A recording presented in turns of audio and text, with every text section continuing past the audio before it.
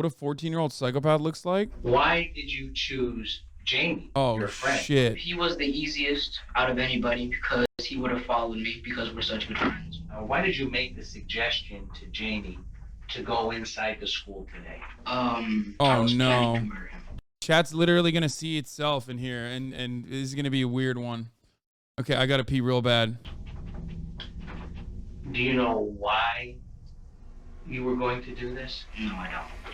This is 14-year-old Michael Hernandez. He's an honor roll student at Southwood Middle School, the well-behaved son of a business owner and an occupational therapist, and as of right now, he's the prime suspect in the cold-blooded murder of his close friend and schoolmate, 14-year-old Jaime Goff. Detectives would get the answers they're looking for, but only after enduring one of the most spine-chilling interrogations they would ever conduct.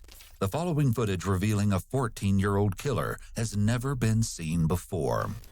February 3rd, 2004 started like any other Tuesday at Southwood Middle School in Miami, Florida. Students gathered outside of the school to meet up with friends, socialize, and wait for the doors to open at 8:50 a.m. No one thought much of it when two particular students weren't at their usual meeting spot by the teacher's parking lot that morning.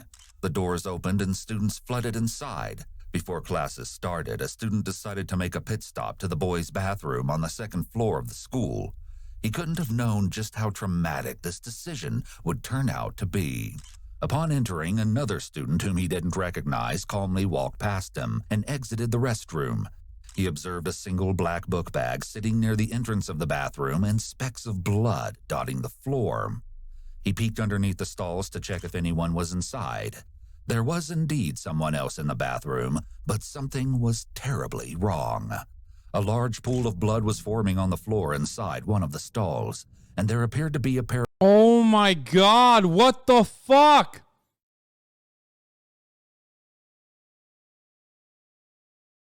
Holy shit, that could have been bad, dude. Yeah, I'm not in the mood for this right now. Well, I am. I told you I would watch fucking... Listen, guys, I told you I would watch true crime, and we're watching it. Do you want fucking true crime or not? Do you want true crime or do you want fake crime? We want true crime. I'm about to eat. Yeah. I got my homophobic chicken right here, dude. My homophobic chicken on the one side. True crime on the other. Time.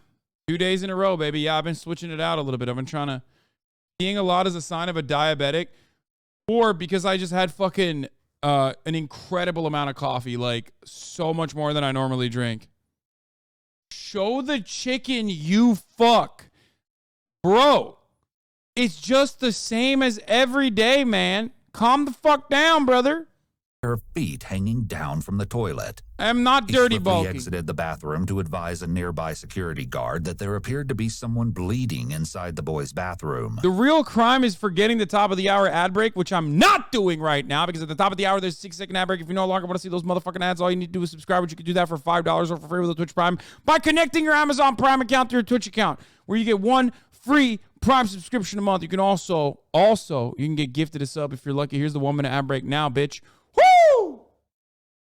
Woo! That's the real crime. The guard simply brushed him off and told him to go to class. He then went and told a friend what he'd seen. Together, the two boys proceeded back into the bathroom. The stench of warm blood had begun to fill the small latrine. The pair tiptoed cautiously toward the stall.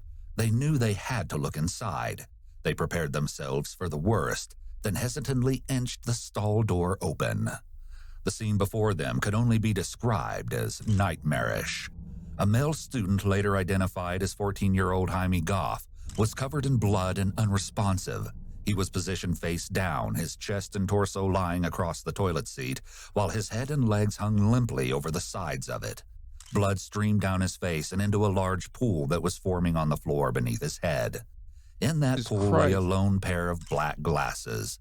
One of the boys shouted to the victim twice. When they got no reply, shock turned into panic. The two fled the bathroom in hysterics, startling the security guard in the hallway. This time, alarmed by the students' clear distress, the guard rushed into the boys' bathroom. Upon witnessing the grotesque scene, he immediately radioed the Miami-Dade Police Department. The guard then left the bathroom to retrieve the assistant principal. Upon returning, the guard discovered that in the few minutes he'd been absent from the bathroom, someone had come in and removed the victim's body from the toilet.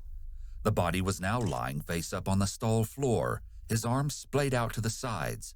School personnel could now clearly see that one side of his neck was shredded to pieces. The school was immediately put on lockdown. Bro, I don't know how the fuck I'm going to eat. A few hours later, investigators entered the classroom of 8th grade student Michael Hernandez, who'd been identified by one of the two witnesses as the boy they'd seen exit the bathroom that morning. Michael's teacher approached detectives first, with a few pieces of interesting information. She stated that she let her students into the classroom at 8:55 a.m., and since that time, Michael had requested to go to the bathroom 3 times.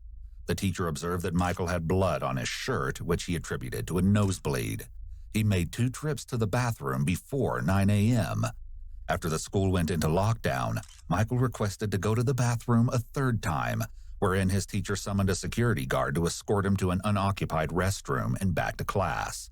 This was reportedly the last time Michael had left the classroom. Michael was taken to an office on the 1st floor of the school to speak with detectives. When investigators inquired as to how Michael got blood on his shirt, he told them that he'd been hit in the face by a door while horseplaying with the victim earlier that morning. The detective examined Michael's face but found no open wounds that he could have bled from. Michael quickly changed his story. He claimed he'd gone back to the 2nd floor bathroom where he'd parted ways with Jaime earlier. What sauce did you get?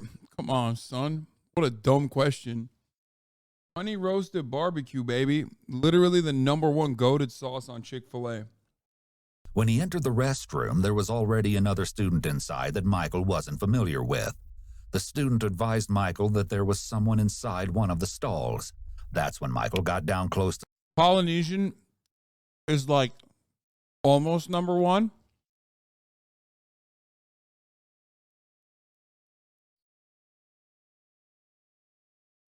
Guys, I literally have one of the big stacks of Polynesian, like the ones that you get at like a fucking grocery store, and one of Chick-fil-A sauce.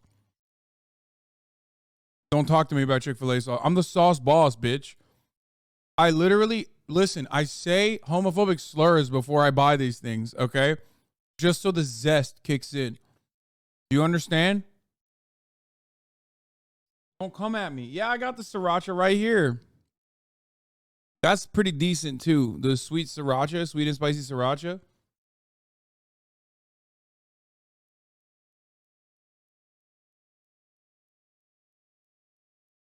to the floor to look underneath.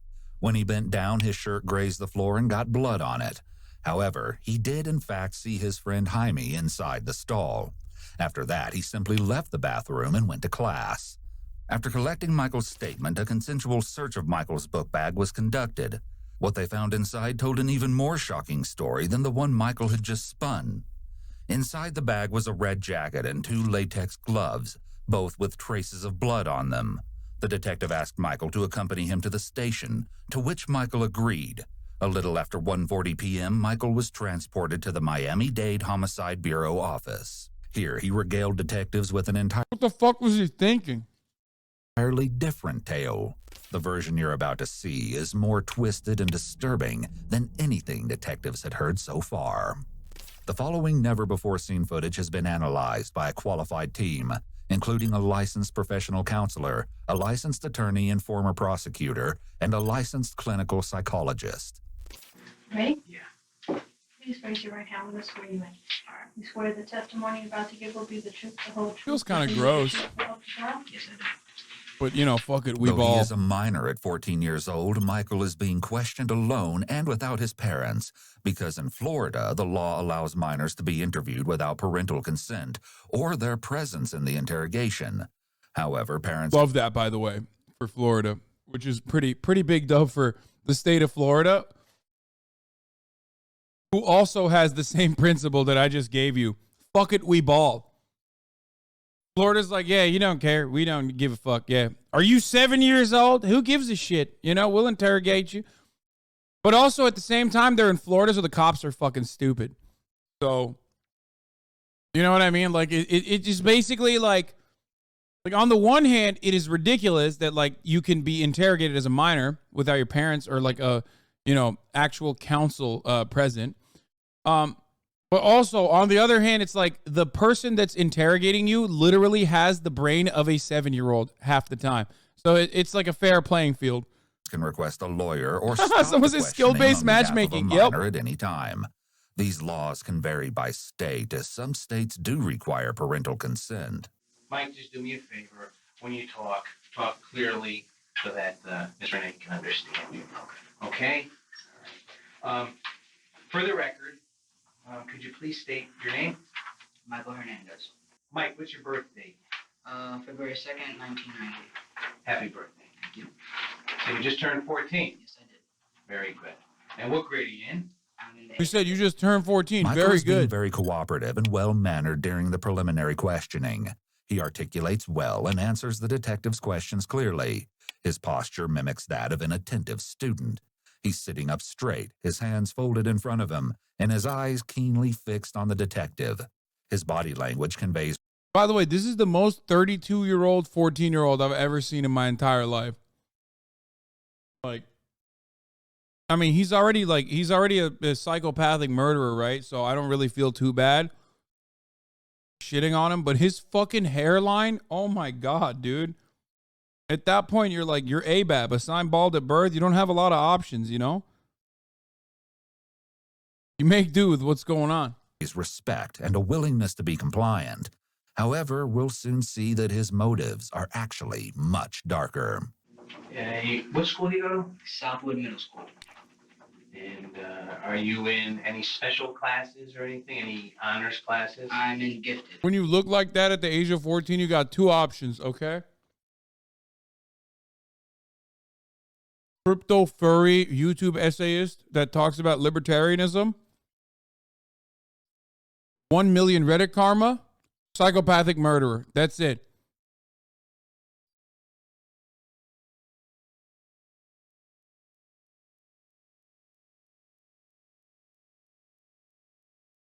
He said, why not all three? All my classes are gifted except for my electives. Very good. Is he balling, dude? What is this? Oh, I'm a gifted student. You can read and write the English language, correct? Yes, I can. And what are your grades in school, Mike? A's and B's. Michael appears proud to talk about his exceptional performance in school. Being a gifted student seems to be a big part of Michael's identity. Do you know an individual by the name of Jaime or Jamie Goff?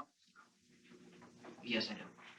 The J in Jaime here is pronounced with an H sound, like it would be pronounced in Spanish. Thanks. But Michael and the detective pronounce Jaime with the J sound. At the mention of the victim's name, Michael's cool demeanor slips very subtly. For the first time, he seems to hesitate before answering the question. Homie is 14, dog. That's probably why. Yes, I do.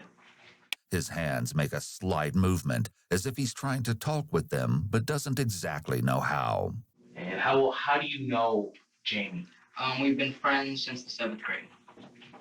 And for the record, Jamie is the victim in this case. How old is Jamie? 14. And you're 14 also. Yes. How much older is he than you? I'd say about 4 months later. For the fucking motherfucking cocksucker said 600 calorie salad dressing. It's 300 calories, and I don't have the full thing. Thank you. Okay? Cocksucker motherfucking calorie counter in my chat. I will ban you if I can. Yeah, I'm mad. Don't count my calories, bitch. I know what I'm doing. 4 months. Almost 4. It would take a few days. Okay. Normally, detectives ask a suspect very open-ended questions like, "Tell me what you did this day." But here, the detective is using a lot of leading questions, which may be due to Michael's very young age. And what time did you get to school? 8:25, a little after, between 8 and 9:30. And when you arrived at school, where did you go to? I went to the fence on the. This is Diet lemonade, 25 calories. Chick-fil-A Cool Wrap, which is like 320 calories or something. And I had a grilled chicken sandwich, no cheese, nothing. Which is another like 300, 400 calories.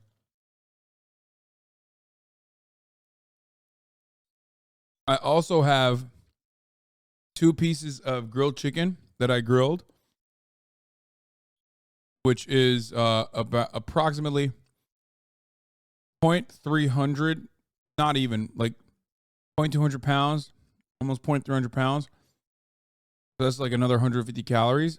No, the grilled is not spicy. Outside of the parking lot, north of the parking lot. And that is not that. And why is that? Wait, my man, you guys don't understand. This entire meal is like going to be around 1,000 calories or less. Is where me and some other people would just hang out. And this would be before class? Yes, before class. And who are the people that you would hang out with in the morning? You guys don't know how to do math, Most so. of the time it'd be with Jamie Goff, Andre Martin, and myself. And sometimes there were some other people, but they didn't hang out with us. They just were there. Okay.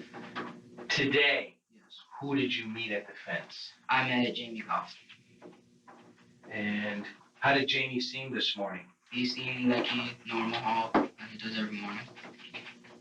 Did you make any suggestions to Jamie that you and him go into the school early this morning? Yes, I did.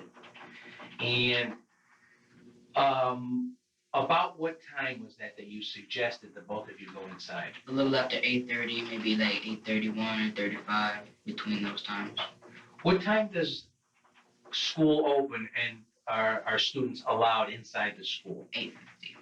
Did Jamie agree to your suggestion to go inside when you made that to him? We had to make a deal first because he didn't want to get in trouble because we've gotten in trouble on previous times when we've attempted to go up there. And why did you get in trouble for attempting to go inside the school? Because it's too early and we shouldn't be walking around upstairs. And I see. Why did you make the suggestion to Jamie to go inside the school today? I was planning to murder him. What? Michael answers this question as matter-of-factly as he's answered all the other questions so far. There's not a single hint of empathy. Throwing, bro. L. Big L. He just threw. Guys, I think he did it. That's so weird. How the fuck how are you like a 10-year-old and that's the words that come out of your mouth? God damn, dude, just broken from the jump. And I guess that's why it says like, this is the most psychopathic kid. This is the most normal Redditor, by the way. Or remorse to be found. He seems undeterred, even by the fact that he's admitting to first-degree murder and exposing himself to the highest level of criminal penalty there is. Michael likely isn't aware of this, but under Florida state law, 14 and 15-year-olds can be tried as adults for certain felonies. They can also be subjected to the exact same penalties that an adult can receive, with the exception of the death penalty. Since Michael has already confessed to the first-degree murder of his friend, all that's left is to see if the court will possibly take pity on him. Do you know why you were going to do this? No, I don't. Now, what was your plan? How were you going to accomplish this? I was going to get him into the stall, the last stall, because it's the biggest, so I'd have more room. Now, this is in a restroom? This is the restroom. On which floor? 2nd floor. Okay, and it's the male restroom? Yes, it is. Where is it near? It is near the media center and the gifted U.S. history class. Okay. And once you brought or got Jamie in there, how are you going to bring him or lure him into the restroom? We usually go to the restroom after we get upstairs so we don't get caught by security. Okay. And so I knew that was going to work. I got him into the stall by saying, look, I have something to show you. So I got him into the stall, and I told him to turn around because I wanted it to be a surprise. Before that, I put on the gloves. He saw me put on the gloves, and I said, Oh, you're going too fast. And I said, I like them because they're... Dude, I love that.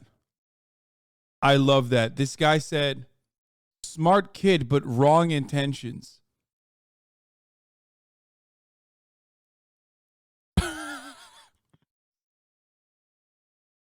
You think, man? You think his intentions are out of order a little bit? Describing at the age of 14 a gruesome murder that he planned. You know, pretty smart kid, but I'd say not great. His behavior, not great. A little bad. They're comfortable. It's possible that Michael's cadence has increased here due to his excitement to talk about the crime for the first time. This is always how psychopaths behave. Retelling a story can be a way for someone to relive an experience, and it often brings back feelings associated with the original event.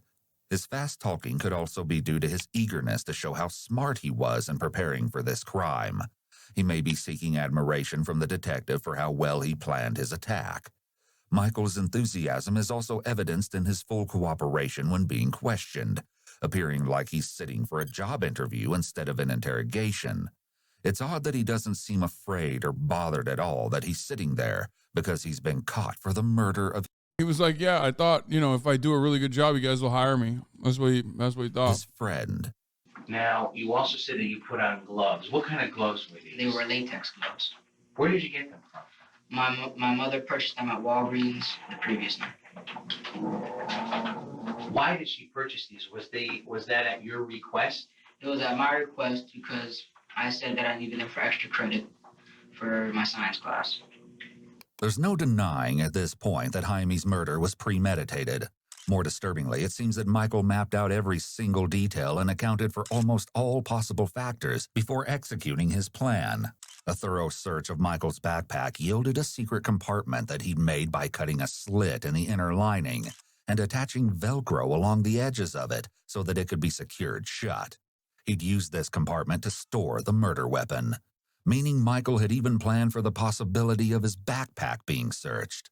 Now, you and him are already in the stall, correct? Yes. Did he go into the stall first? Yes. Did you follow him? Yes, I did. Did you close the stall door? Yes, I did. Now, what transpired next? Okay. I was fuck? talking to him and I told him, all right, now, I have to put my hand over your mouth. Okay. And so I did, and I lifted his neck up. Now, was he facing you or was he away from He you? was away from me. Did you put your hand over his mouth? Yes, I did. And which hand did you use to put over his mouth? My left hand. Once you did that, what happened next? I had already before I put my hand over his mouth, I already put my knife out. So the blade was already out. Now, where had you kept this blade? I had kept it in my jacket pocket. And what color jacket did you have on today? I had a red jacket. Now, is this the same clothing that you're wearing? Yes. The detective is asking Michael a lot of control questions, meaning questions he already knows the answer to in order to see if Michael is being truthful with him. He's also asking him questions to see if they corroborate with the evidence they have already ascertained. And what did you do next? I took the knife out and I proceeded to slit his throat. Now, do you remember in which direction you slit his throat? Left to right. Michael is able to recall the details of the murder extremely well, even noting the direction in which he slit his friend's throat. This is significant because it indicates that Michael didn't dissociate at all during the act. Bro, there's something so weird with like psychopathic murderers. That's just like scarier than anything else you can ever listen to. It's just like how matter of fact he is about it.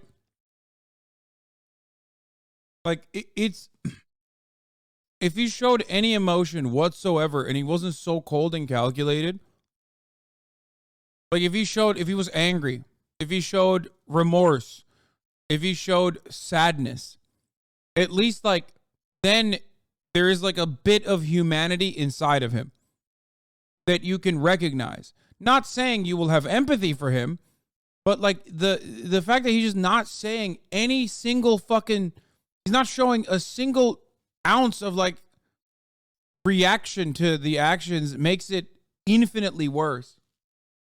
Like that's a human being and it's not a human being at the same time. Some offenders black out while committing a particularly heinous crime due to the extreme stress of the situation. Michael, however, was keenly aware of exactly what he was doing, from beginning to end. This idea is especially haunting when you learn exactly what Michael did to his young schoolmate. An autopsy of the victim's body concluded that, in addition to his throat being slit, Jaime had been stabbed in the neck over 40 times.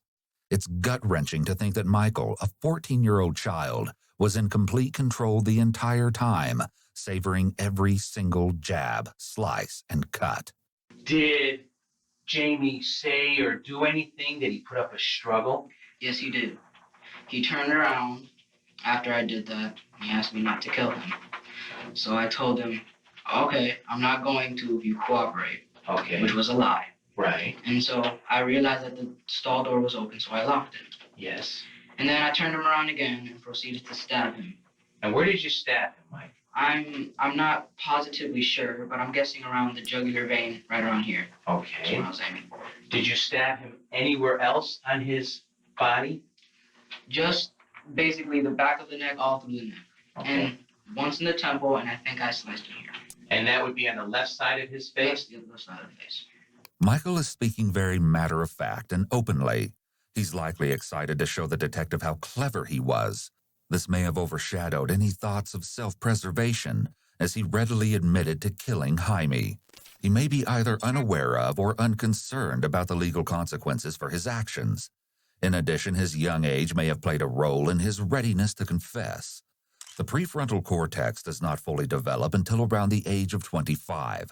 Michael may still be feeling amped up and powerful after the murder, and is acting on that emotion, which may make him want to brag about what he did, rather than consider the fallout for his confession.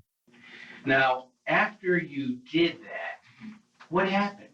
I left, I took my gloves off, and I flushed them down the toilet. Okay. Okay?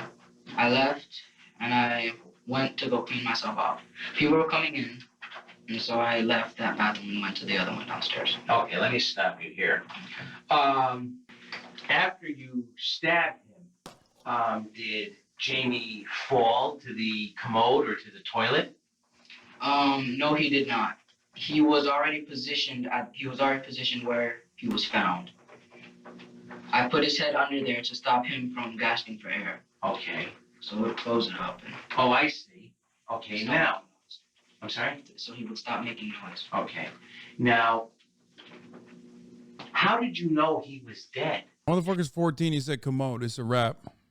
I made sure by taking my knife, the point of my knife, and poking him in the face. All And I right. checked his eyes also, and they were motionless. Okay. Now, when he fell, was he on his front, or was he on his side, or on his back? Do you remember? He was on his front, Okay. faced at a kind of diagonal thing. Yes. There was blood coming from his mouth Mm-hmm. to the right of the toilet. Oh, the cop said And it? I guess there I might miss- have been blood I- in the toilet. And there was Okay. blood on the walls. All right. What did you do with the knife and the jacket? I put the knife was broken because of the stab wounds, and I couldn't close it back, so I closed it as much as I could, and I put it in my jacket pocket. Okay. I proceeded to go to the sink, and I wiped. I bit him a cigarette after done eating. Bro, I have the weirdest fucking fans, dude. What's wrong with you, dude? No, I don't even at all. It's been many, many years since I smoked a cigarette. Plus, I chew nicotine gum. Some of the blood off the jacket, took the jacket off. No, I did Slow not. down. Oh. When Michael is told to slow Slow down, bro. We can't be keeping up with all the crimes you're admitting to. down here, he seems to be getting carried away as he's telling his story. Overall, both his affect and tone appear markedly blunted throughout. While his speech speeds up either from anxiety or excitement, there's no major change as he talks about going to get the gloves versus viciously stabbing his friend, or even realizing he's dead. It was at my request because I said that I needed it for extra credit for my science class. I took the knife out and I proceeded to slit his throat. I did not take the jacket off at that point. I just wet it to get the blood off. Okay. I proceeded to go downstairs to the other bathroom on the first floor. Why do you call your viewers fans? This has got to be this dude's first fucking day on the platform. Like, the dude was a 12-month subscriber. I think at that point it's adequate to say fan. I then wiped myself off with all the stuff off my face and the stuff off my jacket. Then I took the jacket off and put it in my book. Now, you said that you had flushed some gloves Yes. down the toilet. There were two. I flushed 2 gloves. 2 gloves. How many pair of gloves did you have? I had 2 pair, 4 gloves in all. Where did you keep the other pair of gloves? In the jacket pocket where I kept the knife. Shut the fuck up, bitch. Now, before you gloved up this morning in the bathroom, did you remove any of your jewelry? I removed my rings because they would have cut through the latex glove. Okay. Did anything... Like, look, he thinks he's brilliant for like thinking of these details, by the way. You could tell. It's just a major flex for him. Unusual, or did you notice anything unusual when you put your hand... Also, those rings were kind of drippy, but that's besides the point. Why does he have like, why does this 14-year-old have so much drip? I did not wear rings like that when I was 14. in your jacket pocket after the incident? Yes, one of my rings was missing. And which ring was that? It was the ring on my right ring finger. So, what did you do? I went back upstairs to find the ring. There was a witness there saying that someone was in that stall. The way Michael refers to a witness is an indication that he may have strategically and specifically planned the entire murder, considering the possibility of witnesses being present or interfering in some way. He's speaking as if he's a law enforcement official describing or examining this case, rather than the perpetrator describing his own acts. I went to go look, having known what was there. And I saw my ring and picked it up and then left. Okay. Had you gone up there actually to check to see if Jamie was okay? No, I did not. It was strictly to check on your ring? My ring, yes. And why did you want to recover your ring? Because I value my jewelry. Okay. It's very interesting to note how much more Michael's ring meant to him than his dying friend. This detail speaks volumes about exactly how Michael's mind works, namely that he possesses a disturbing disregard for the lives of others. Do people know that you wear that type of ring? Yes, many people know I wear this type of jewelry. Yeah, no shit. This kid's 14, of course. Don't say HasanAbi Core. Shut up. Could someone have identified you because of the lost ring? Yes, they could have identified this ring, definitely. Okay. He said, King, it's drip or drown. When you went back upstairs to go back or into the bathroom to look for your ring, Yes. who is the individual that told you someone was in the stall? I'm not sure of his name. Had you had planned to do this to Jamie? Yes, I did. How long have you had this plan? A little under a week. And is there any specific reason why you planned this? No, there's not. Perhaps the most spine-chilling detail of all, Michael likely killed his friend purely for personal satisfaction. Michael, who had just celebrated his 14th birthday the previous day. By the way, he's like technically 13. Like he just turned 14 when he did this murder. Insanity.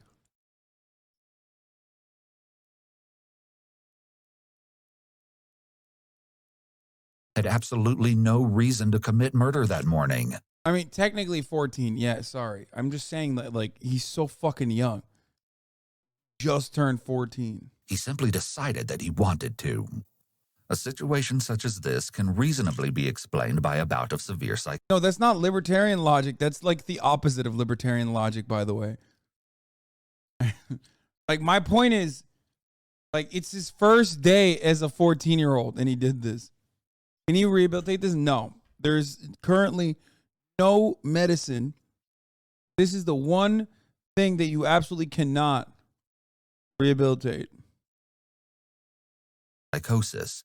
However, he doesn't present as a person who has psychosis. Yeah, 14 and a day in, especially if you do a murder, is 14 in my book. Thank you, Nolan. I agree. It's like, bro, what are you doing? You can't enter 14 with a murder. Like, okay, Chad is super hung up on the detail. Yes, he was 14 years old. Okay? But it was his first fucking day of being 14 when he did this. Rate his setup, it's dog shit. But this is an old story. I think this happened a long time ago because I had a setup like this too back in the day. But never in my room, of course, because my parents. Oh, that's not true. I had it in high school. Yeah, this is the most 2004 ass setup.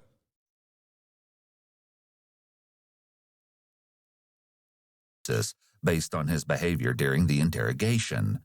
Michael seems to be thinking clearly and logically. There are no indications that he is Greatest console of all time, straight up. I will say it. I don't give a fuck what anybody says. PlayStation 2 was such a fucking game changer. Man, what a beautiful piece of machinery that was. The jump from PS1 to PS2 in like tech was unimaginable, dude. The games that came out, it's like mouth watering for me. And then PS2 to PS3 was like not that big of a jump. And then PS3 to PS4 was not even a jump. And PS5 is not even a thing. But that original PS1 to PS2 jump, fuck, man, that shit was so good.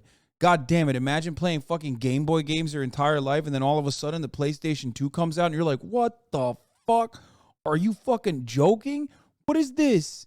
The colors is so vibrant. The games. It was perfect except for those expensive memory cards. Yeah, the fat yellow ones. You guys had those? It was like this big. You're coping?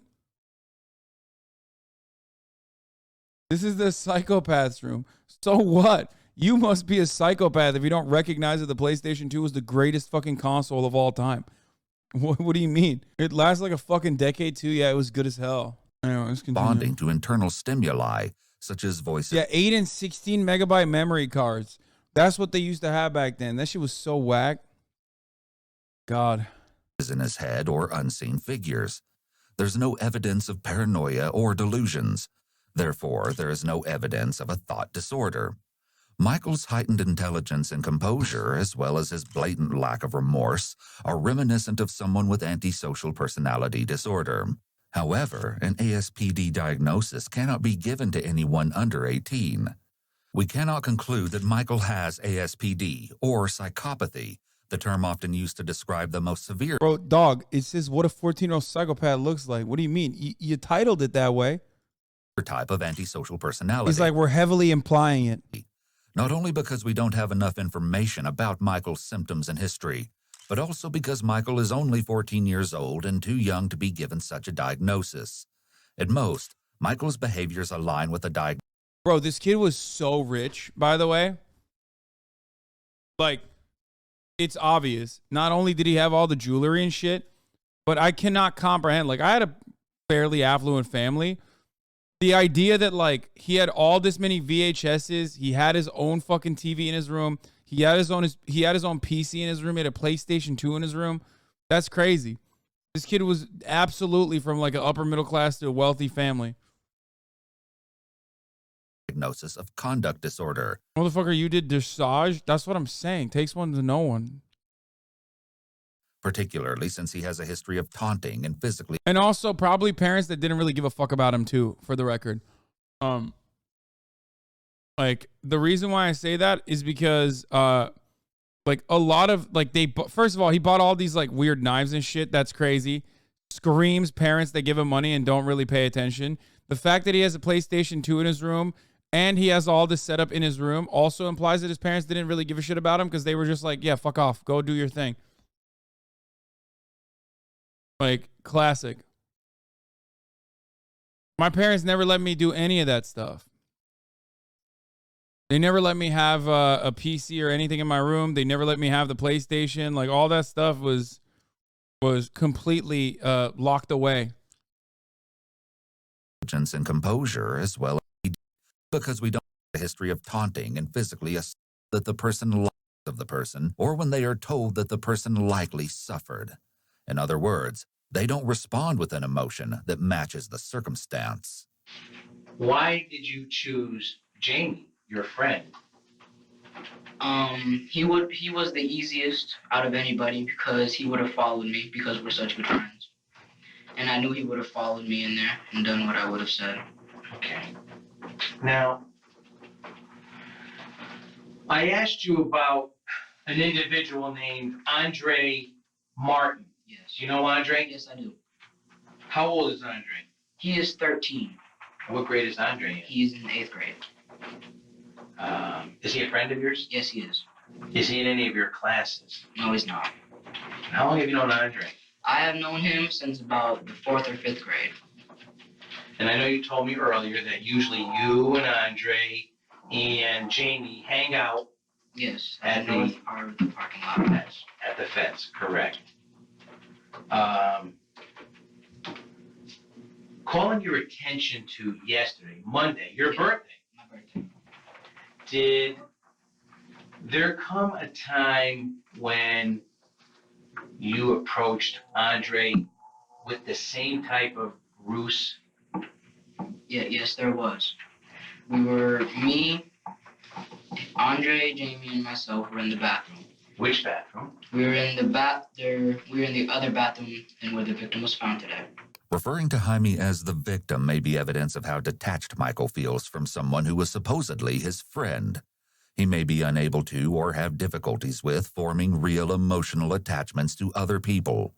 This phrasing could be another indication of psychopathy, as it shows Michael has a lack of pro-social emotions. Empathy and emotional attachment are considered pro-social emotions, which are things psychopaths struggle with feeling. I don't know if a true crime react is ethical after the recent ethics of true crime discussion going on. A react just ain't exactly great. I only thought about this now, and I doubt you considered it either. What?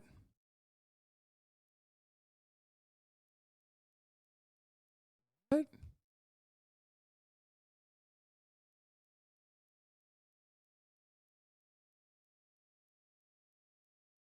Yeah, no, I'm going to do this. I'm going to keep doing this, I think. This is why they often present as emotionally detached, distant, and indifferent, because they're apathetic to society Where and did to that people come and from? situations in general. The fact that psychopaths Oh, people are upset about the new Dahmer show on Netflix? Oh, wait, why? What happened? I didn't watch it. Is it good?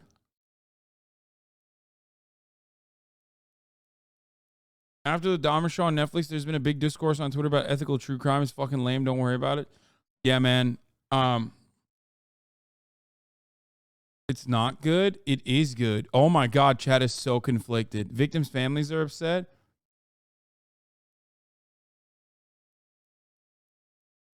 Oh, they're mad because Dahmer's hot. Is that what it is?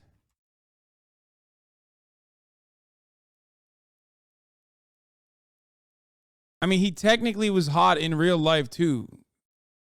Like, he was seen as an attractive man.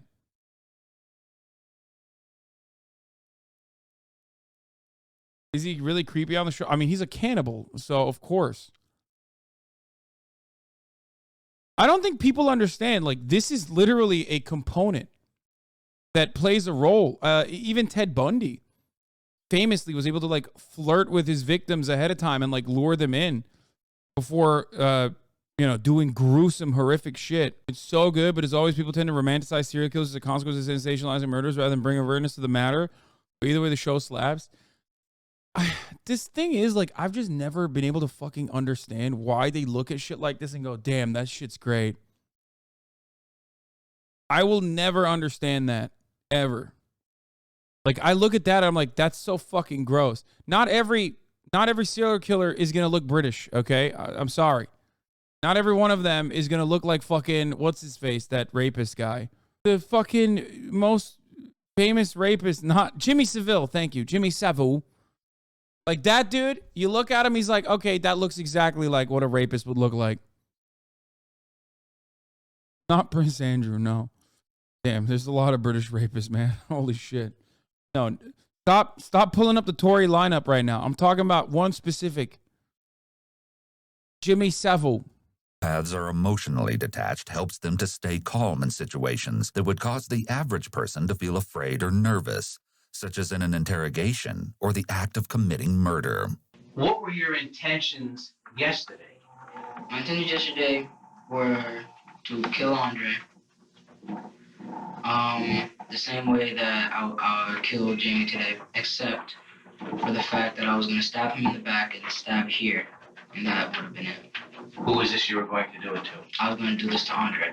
Michael seems almost enthusiastic about the opportunity to disclose every meticulously planned detail of how he was going to kill both of his friends.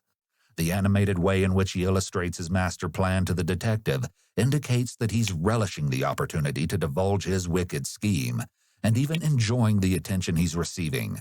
Whatever his motivation, Michael seems extremely invested in this experience of being involved in a real criminal proceeding. These are several more signs of possible antisocial personality disorder. From a legal perspective, his intention to cruelly execute multiple people could be used as evidence that Michael is, essentially, a serial killer in the making. The prosecution could argue that a life sentence is necessary in order to protect potential victims of a future serial killer. Earlier, you told me that you had a belt and you were going to strangle someone. Yes. This is what I mean, by the way. Like, remember when we talk about like prison abolition? Not that like the 1% of criminals, even though psychopaths are overrepresented in corporate boardrooms, the government, high up government positions, and also the prison system.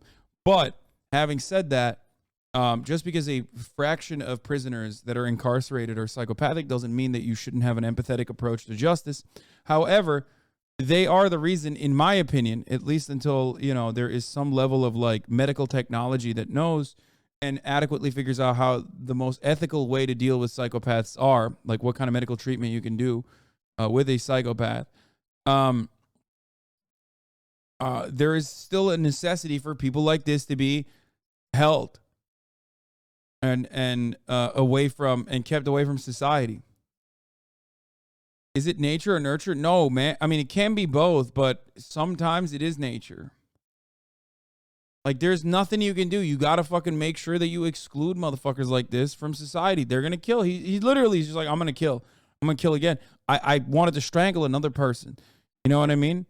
There's always nature and nurture as a component, but like mental illness, you can't fix them? No. Psychopathy is a very specific type of mental illness. Antisocial personality disorder is a very specific type of mental illness that is incredibly difficult to diagnose, incredibly difficult to also consistently do psych evaluations on, because a psychopath learns how to display emotions and is incredibly manipulative as a consequence of that, and can even manipulate the doctors. Now, having said that, you can't really treat it at this moment either. Like, we just don't fully understand it. We just don't fully understand it, and we don't really know how to deal with it, and we don't really know how to even, even engage with like criminal psychopaths. So, for example, in the UK, they have involuntary holds. Like, it's pretty crazy. Where like they have a really rigid and really awful way of doing it, but like once you get a psychopath diagnosis in the UK, you're permanently locked up. If you are a psychopath and you've done like a violent psychopathic crime, oftentimes they just like straight up lock you forever.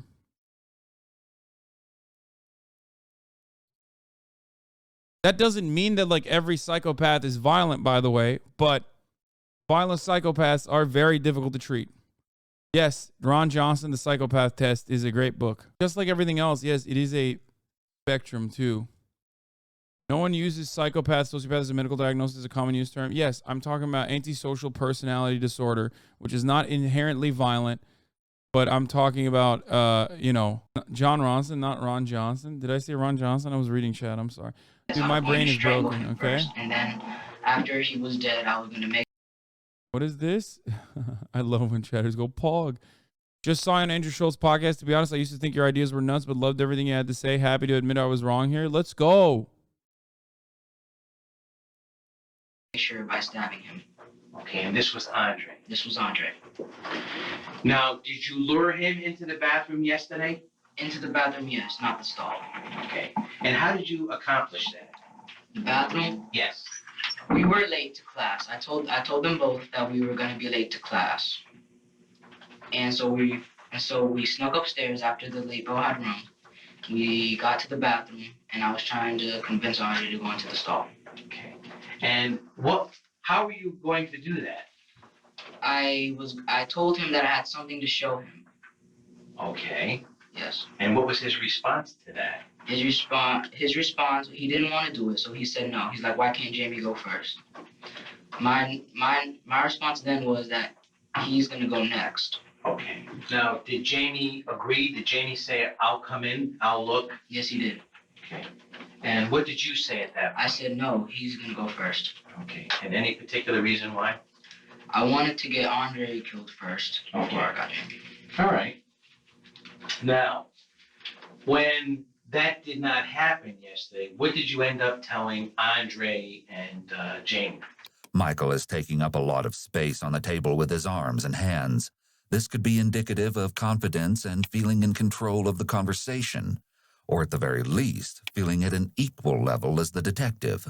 I said, all right, are you gonna guys cooperate tomorrow? They're like, yeah, okay, we'll cooperate tomorrow. All right. Michael's word choice here says a lot about his relationship with his friends at school. When Andre refuses to go into the stall with him the day prior, Michael asks his friends if, in his own words, they'll cooperate with him the next day instead, to which they both agree. The way he speaks to his friends indicates that Michael was likely the authority figure in his friend group, and that his friends regularly felt like they had to obey him. That might explain why he thought he could easily lure them both to a horrific fate.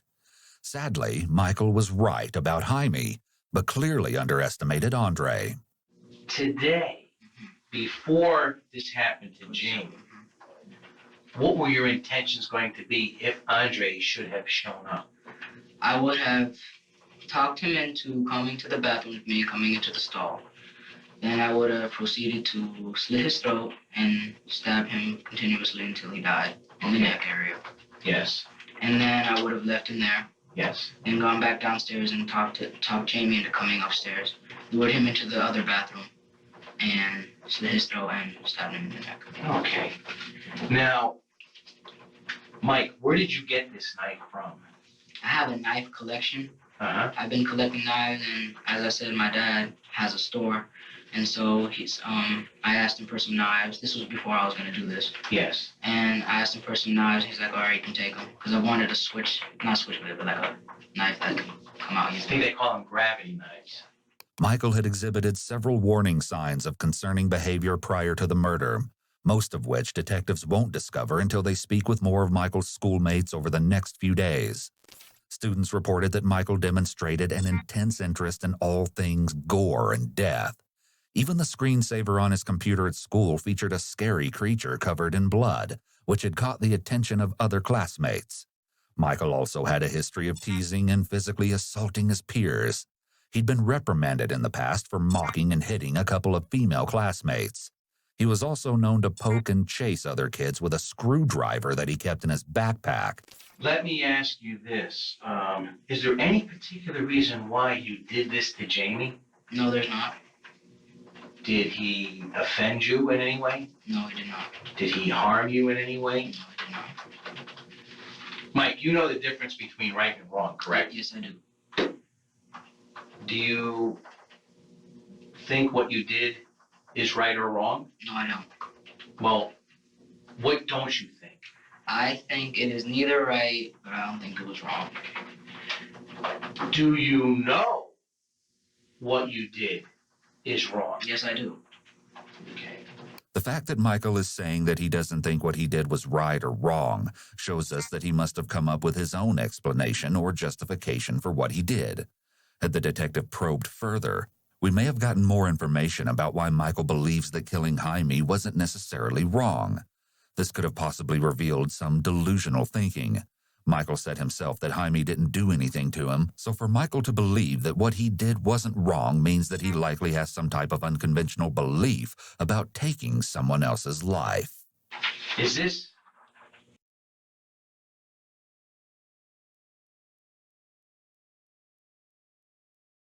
Oh, what the fuck? I was muted. Debate perverts, not even once. I'm just gonna say it, and we're gonna react. We're not gonna react. We're just gonna move on, okay? That's debate pervertry. the first time that you have been involved in something like this, Michael? Yes, it is.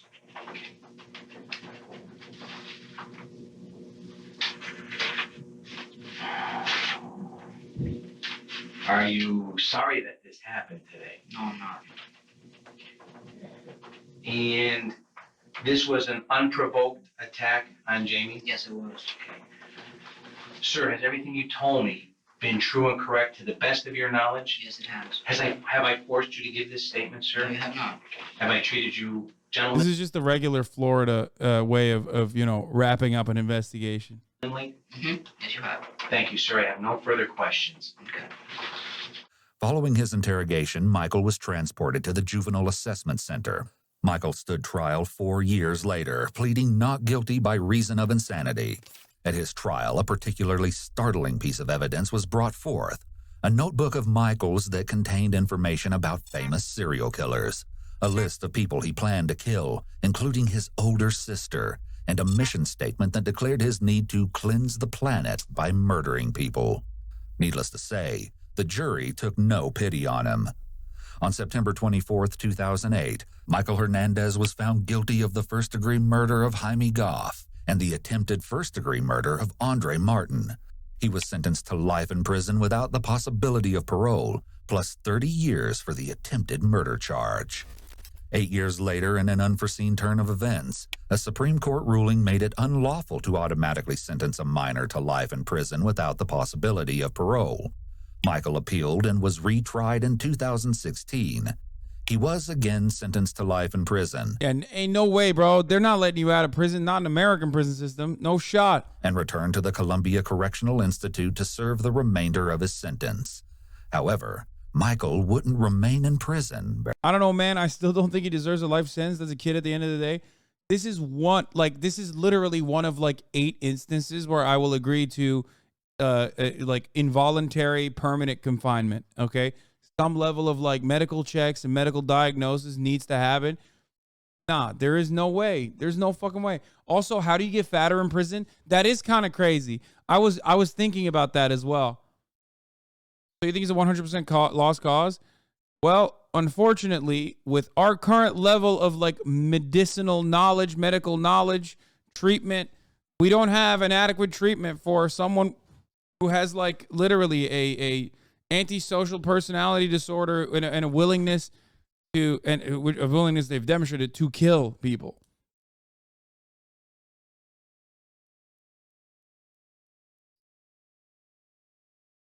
Finish this. I want to know why he wasn't in prison for long. Spoiler alert, it's coming. Very long. On April 29th, 2021, Michael suddenly collapsed and shortly thereafter was pronounced dead. His cause of death was noted as cardiac dysrhythmia, or an irregular heartbeat, in connection with morbid obesity. Michael said, wow, it's not this basically you. Yeah, dude. Okay, hear me out. These kids, they're going to prison, right? Hear me out. Were the vibes fucked? What kind of vibes were the children demonstrating? Because sometimes it can be adequate. Yeah, he ate himself to death, which is crazy, in prison. How the fuck did he eat himself to death, bro? You can die from heart disease. It's the most American way to go. Let's be real, right? But how the fuck did he do that in prison? That is not very American, I feel like. Obesity. Michael died at the age of 31 after having spent a total of 13 years in prison. He murdered himself, 5 head. What's up, Happy Hob?